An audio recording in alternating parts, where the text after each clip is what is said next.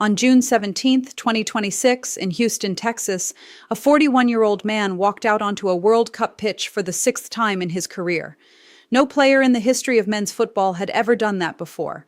And as Cristiano Ronaldo stepped out under the stadium lights at NRG Stadium to face DR Congo in Portugal's opening match of the 2026 World Cup, the weight of everything that moment carried, 20 years of World Cup football, a career of staggering individual achievement, and the one trophy that has always been missing, was visible in every step he took. This is not a simple story about an aging superstar playing one tournament too many. This is not a story about whether Ronaldo should start or not, whether his best days are behind him, or whether Portugal's younger generation has outgrown their legendary captain. This is the real story of Ronaldo's last World Cup, the controversies that almost stopped him from being here, the weight of records he is chasing, the team around him that may be the best Portugal has ever assembled, and the haunting statistic that has followed him through 5 World Cup campaigns, and that only one outcome in North America can finally put to rest. I am MB. This is House of MB, and this is the full story behind Portugal's 2026 World Cup campaign. Let us start where every story about Ronaldo at a World Cup has to start, with the sheer scale of what this man has achieved in international football, because without understanding that scale, you cannot fully appreciate what is at stake in these weeks in North America. Cristiano Ronaldo made his World Cup debut in 2006 in Germany. Portugal, led by a young Ronaldo alongside senior players like Luis Figo and Deco, reached the semi-finals, the deepest Portugal had gone at a World Cup since 1966. It was Ronaldo's first taste of what a World Cup could be, and it announced him as one of the players around whom the sport's future would revolve. In 2010 in South Africa, Portugal were eliminated in the last 16 by eventual champions Spain, a tournament where Ronaldo scored just 1 goal, and where questions first began to emerge about whether his club form translated fully to international football's biggest stage. In 2014 in Brazil, Portugal were eliminated in the group stage despite Ronaldo scoring 4 goals in the tournament, an exit made more painful by Portugal finishing level on points with teams that advanced, in a group that included Germany's historic 7-1 victory over Brazil that defined that entire tournament's narrative. In 2018 in Russia, Ronaldo produced perhaps his greatest individual World Cup performance, scoring a hat-trick against Spain in one of the most extraordinary single-match performances in World Cup history, a game Portugal drew 3-3 that ended with Ronaldo's last-minute free kick equalizing after Spain had taken a late lead. Portugal reached the last 16 before being eliminated. In 2022 in Qatar, a tournament we have covered extensively on this channel for reasons beyond just the football, Ronaldo's role became the subject of intense debate as Portugal's coach Fernando Santos controversially dropped Ronaldo to the bench for the knockout match against Switzerland, with Portugal winning 6-1 without their captain starting. Portugal were then eliminated by Morocco in the quarter-finals. The same Morocco whose historic run to the semi-finals we also discussed on this channel. Ronaldo was photographed leaving the pitch in tears. 5 World Cups, 5 exits without a trophy, 8 goals in the group stages and early knockout rounds, and a record that, for a player of Ronaldo's caliber, represents the one genuine gap in his World Cup statistics. He has never scored a goal in a World Cup knockout match, never, not once, in 5 tournaments. Every one of his 8 World Cup goals has come in the group stage. When the pressure of the knockout rounds has arrived, the moments when careers are defined and legacies are cemented, Ronaldo's World Cup goal-scoring record falls silent. Now he has one more chance, and the road to being here was not straightforward. Let us talk about the red card, because to understand Portugal's 2026 campaign, you have to understand the controversy that preceded it and what it revealed about both Ronaldo's place in football and about FIFA's approach to its biggest stars. We covered this story in detail in a previous video on this channel, but the essential facts are these. In November 2025, during a World Cup qualifying match against Ireland in Dublin, Ronaldo elbowed a defender and was shown a red card after VAR review. Under FIFA's disciplinary code, violent conduct carries a mandatory minimum 3-match ban. With only 1 qualifying match remaining, Ronaldo should have carried a 2-match suspension into the World Cup itself, meaning he would have missed Portugal's opening group stage fixtures. Instead, FIFA's disciplinary committee invoked Article 27 of their code to reduce Ronaldo's effective ban to the one match he had already served. The justification given was his clean disciplinary record across 225 previous international appearances. The reaction from the football world was fierce. Multiple nations reportedly began exploring legal challenges through the Court of Arbitration for Sport. Critics pointed to almost identical special treatment given to Messi at the Club World Cup months earlier.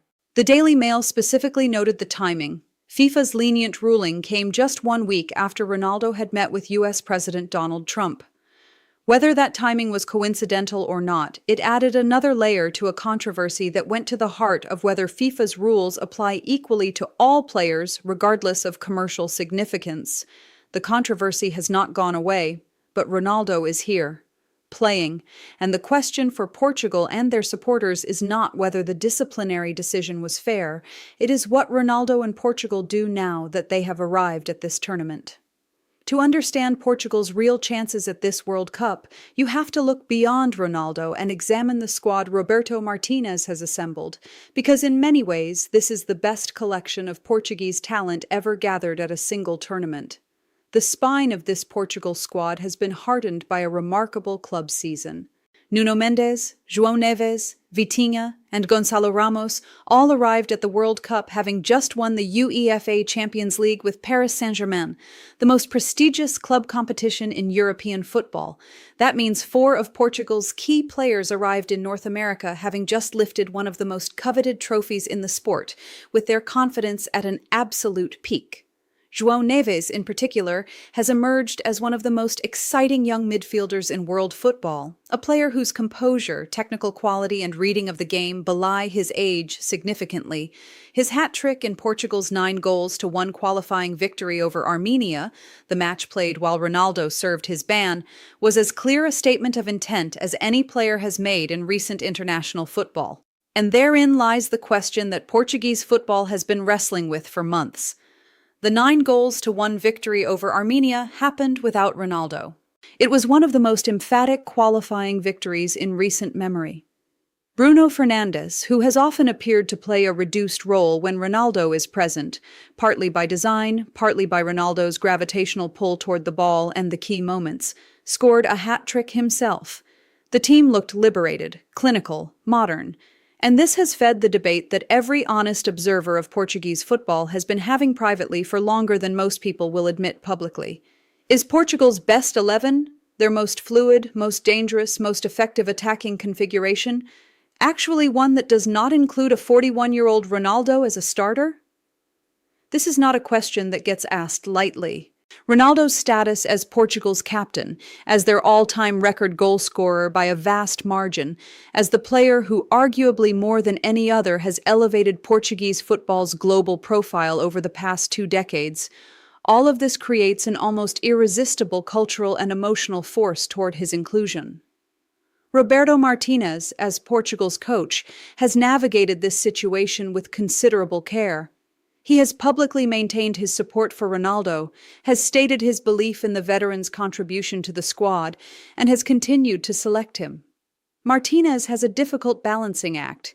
He is managing not just a football decision, but a generational transition, trying to ensure that Portugal's talented young core gets the experience and confidence they need to carry the team beyond Ronaldo's era, while simultaneously not undermining the captain who remains, statistically, one of the most productive players in Portuguese football under Martinez's management.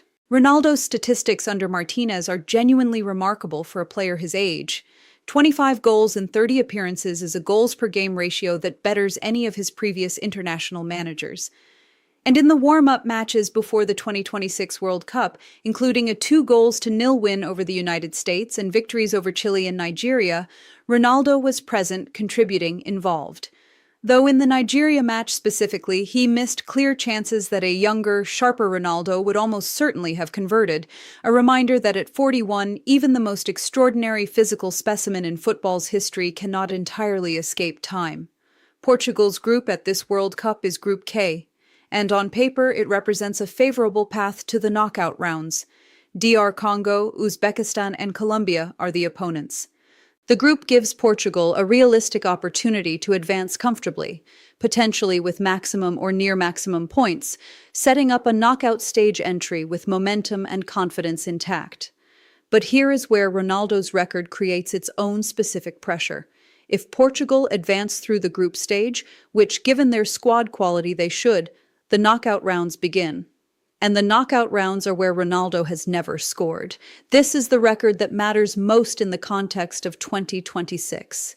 Not the red card, not the question of whether he should start, not the fascinating tactical debate about Portugal's best configuration. The fundamental question of Ronaldo's World Cup legacy, the thing that separates him, in the minds of many football historians from the very top tier of World Cup legends, is whether he can finally produce in the matches that matter most. Miroslav Klose of Germany holds the all-time World Cup goal-scoring record with 16 goals. Ronaldo, with 8, is 8 goals behind that record. He is not going to break it in this tournament. But that record was never really what Ronaldo has been chasing at World Cups, not consciously, not in the way that defines his legacy question. What Ronaldo has been chasing, what every great player chases, what defines the difference between a legendary club career and a legendary international career, is that image. A World Cup trophy in his hands, a knockout goal that decides a match, the kind of moment that Messi finally produced at the 2022 World Cup when Argentina won in Qatar, the moment that, for many observers, completed Messi's legacy in a way that years of club success never quite could. Ronaldo has watched Messi complete that story. He has watched his great rival lift the one trophy that neither of them had won through all their years of extraordinary achievement, and he has one more chance, his final chance, to write his own version of that ending. Portugal face DR Congo first, then Uzbekistan, then Colombia, then, if everything goes as it should, the knockout rounds, the last 16, the quarter-finals, the semi-finals, the final. Each round deeper into the tournament represents territory that Ronaldo has reached only once, in 2006, when he was 21 years old and the world was just beginning to understand what he might become. Now he is 41. The world knows exactly what he became. The question that will be answered in the coming weeks, the question that no amount of individual goal-scoring records, no amount of club trophies, no amount of Ballon d'Or awards has been able to answer definitively, is whether Cristiano Ronaldo's World Cup story ends in the way he has dreamed about for 20 years, or whether it ends as it has 4 times before with Portugal eliminated and Ronaldo walking off a World Cup pitch for the last time. The players around him are the best Portugal has assembled. The coaching setup with Martinez has produced genuine tactical evolution in a team that for years was sometimes criticized for relying too heavily on individual brilliance over collective system. The draw is kind, the conditions, playing in America in front of enormous crowds at a tournament that the entire world is watching, are exactly the kind of stage that Ronaldo has always elevated his game for. Everything that can be controlled has been controlled as well as it could be. What happens next is football. And football, as this channel has shown again and again, does not always give the story the ending that logic suggests it deserves. But if there is one player in the history of the sport who has proven over and over the ability to make football give him the ending he demands through sheer force of will and talent, it is the man who stepped onto that pitch in Houston on June 17, 2026 for the 6th and final time at a World Cup. I am MB. This is House of MB. Whatever happens to Portugal in this tournament, we will be covering every match, every moment, every twist. Subscribe, hit the bell, and I will see you in the next one.